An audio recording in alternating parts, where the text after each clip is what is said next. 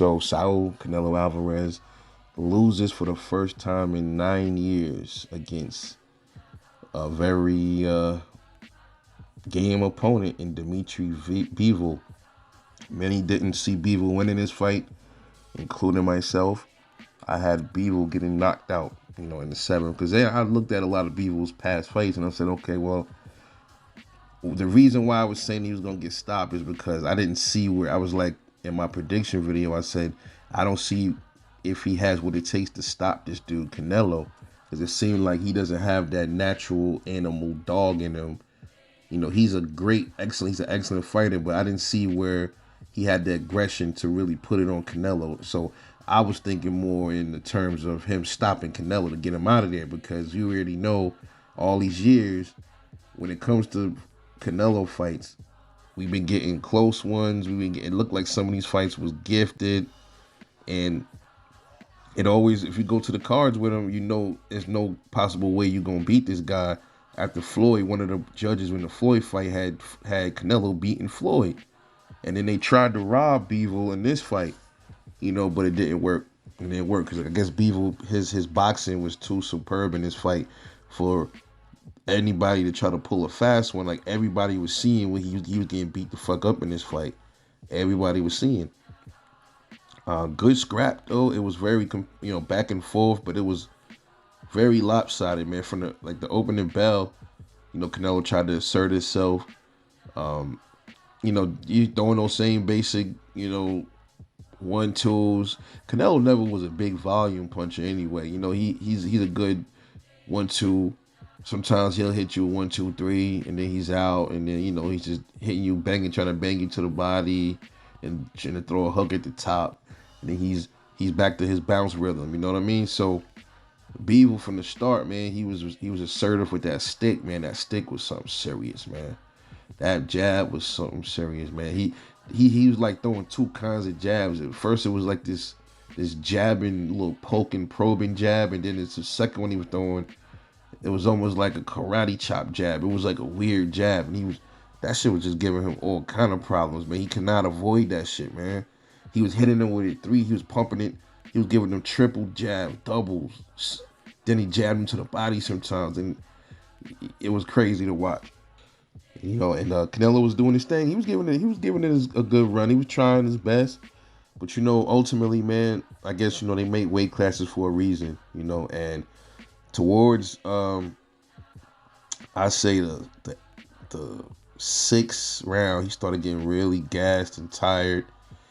And Bivol, man, he still wasn't overly aggressive with Canelo. He wasn't falling for the tricks of getting baited to the Canelo fall up against the ropes.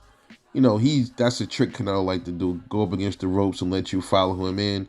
But Bivol wasn't falling for it. And plus, Canelo was tired. Bivol knew it, but he knew Canelo could still catch him with something. But I just don't think throughout that fight, I seen Canelo hit him with some uppercuts. Never seen him phased. He wasn't phased, bro. None of the punches it wasn't affecting him. He was trying to punch on Bivol's arms, to slow him down. That's what Canelo does too. He likes to attack the arms, which is a good strategy though. You attack the arms to break you down, slow down your punches and stuff, but it wasn't working, man.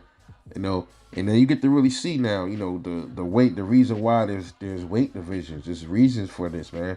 And I'm not sure what Canelo's natural weight would be. Natural weight class, I say maybe 160, a middleweight or something like that, or 154, 160. And you up there fighting light heavyweight, man. And your punches are not going to be as effective on those guys as they are the little guys. The Kovalev was a different story. Kovalev was already old. He was already washed up. He wasn't as fresh as Dmitry Bivol. And then a lot of people also say they think that Kovalev fight was a little suspect, but it was just like a feeler for Canelo to get to 175 and test his weight and test his power and stuff. But then he was gonna fight that Macaboo dude. Now people were saying the guy was a bum. But then the dude had some power, the Macaboo dude. But then now you look at it, you're like, damn, what if he would have knocked out Canelo? Because it looked like the Macaboo dude has more power than Bivol. Is that why he took the Bivol fight? Could that be the reason? I don't know. But hey, now we get to see what Canelo, he was slow. He was slowing down towards the His punches had no effect at all. But towards the end, you started seeing him really not. His punches had no effect, man. None. Like nothing.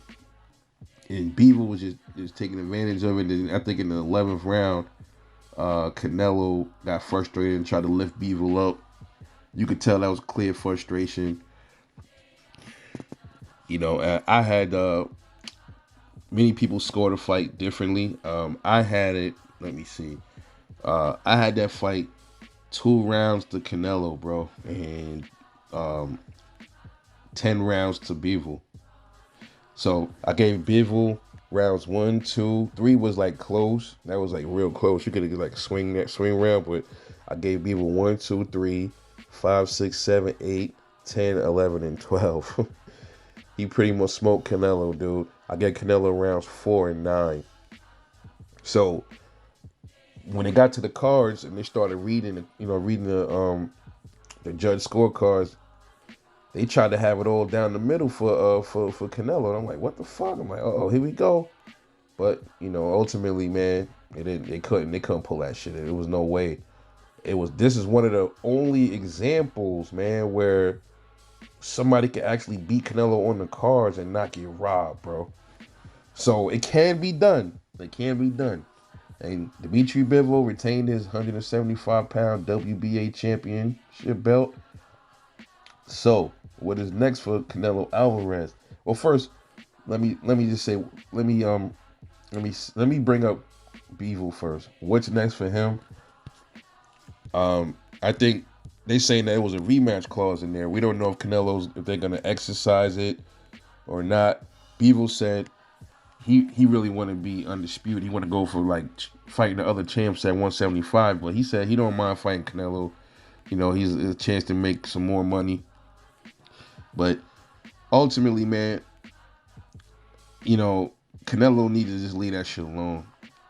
Because if he fights Bivol again, the same exact thing is gonna happen. That's it. Bivol got his number, bro. That's what it is. And if he fights Bivol again, there is a chance. Maybe Bivol already felt his power.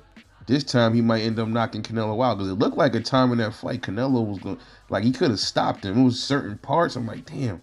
But Bivol just not one of those dudes. He's not a dude that's looking for the knockout all the time. His last 6 fights weren't knockouts. So he's not like better BF.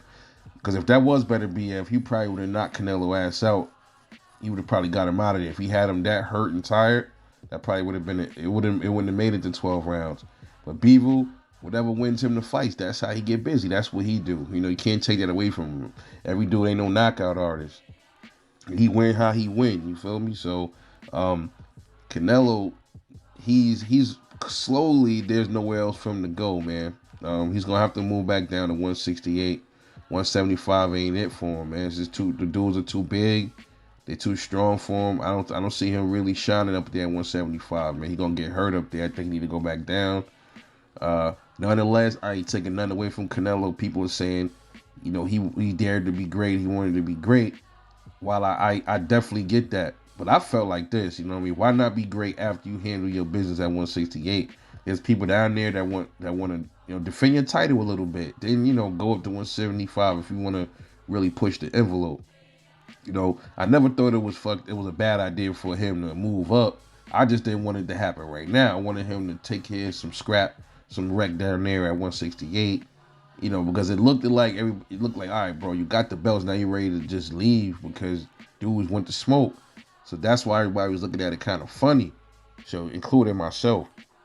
But now eventually, now it's looking like he gonna have to go back down there or retire, bro. I don't want to hear no talks about him going up to fight at cruiserweight. I don't want to hear about him talking about fighting at heavyweight. No. Go back down to 168 or retire, bro. Go defend your 168 titles. You got Benavidez, David Morrell. Who else is down there? Demetrius Andrade. Now the fight with Andrade, we already know what happened with them with that press conference. We don't know if that's even never going to be a thing. But I still would like for Canelo to entertain that, man. I think Canelo needed to say, you know what? I took this loss. Let me go down to 168. where I'm more effective at, and let me show these boys what I'm about, and let them go there and get some business done with Benavidez and Andrade and Charlo, man. I want to see those 3 fights. Now, the Triple G fight, many people saying is that this loss derailed the fight. I don't think it did. We probably gonna see the Triple G fight soon. And then after that, man, I think he should just go down to back to 168, bro. There's nothing else for him to do. Ain't nowhere else for him to go. He's going to have to stay at 168. I know he's not gonna go all the way back down to 160. I know he ain't going way back down to 154. So Canelo, his spot is 168. He's gonna have to either stay there and reign supreme and defend his titles, or drop him and just retire, bro. Because if you go to 175, you're gonna get hurt. You could have got hurt by Bivol. You're lucky Bivol ain't this big thunderous puncher up there. You know he's big. He got some power, but he's not one of them dudes that's aggressive and he gonna come and just try to punish you type dude. That's not Bivol. When he get to like one of them Joe Smiths or better BF. I know better BF is older, but I told dudes still, it don't matter. We'll see. We'll see what Canelo does next, but nonetheless, great scrap. He never quit. Canelo got dog in him. He gave it what he had to give. But Joe, he just was too. He was just. It seems like Bivol was just too skilled for him, man. And that's what it is. Just levels, man. It's just levels to this shit. And then in the time Canelo said that he thought he won the fight. That's how it is. That's still delirium, man. Delirious shit, but delusional. He didn't win that fight, but a lot of fighters, when they can't believe they took a loss or something, they get on some Adrian Broner shit. Hey, I beat that boy. I beat that boy. I don't know. But anyway, let me know what you think about the fight between Dmitry Bivol and Canelo Alvarez. And one other thing, I see titles all over YouTube saying that this was an upset. This was not an upset.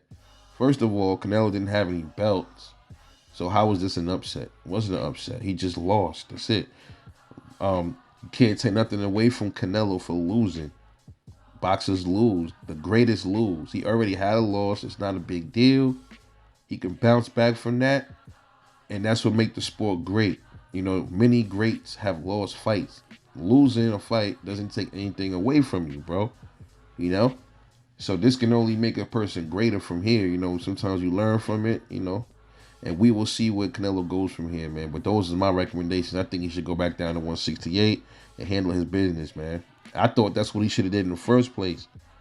Handle what you got to handle. That's what other boxers tell everybody else to do. Okay, you're nothing wrong moving up in weight classes, but take care of your shit here first, and then before you get to see how you do at the other weight class. That's all everybody ever asks for, But anyway, let me know what you think. This is Rebel Light Boxing. Like and subscribe for more raw content, and I will catch y'all later. And I'm out. Peace.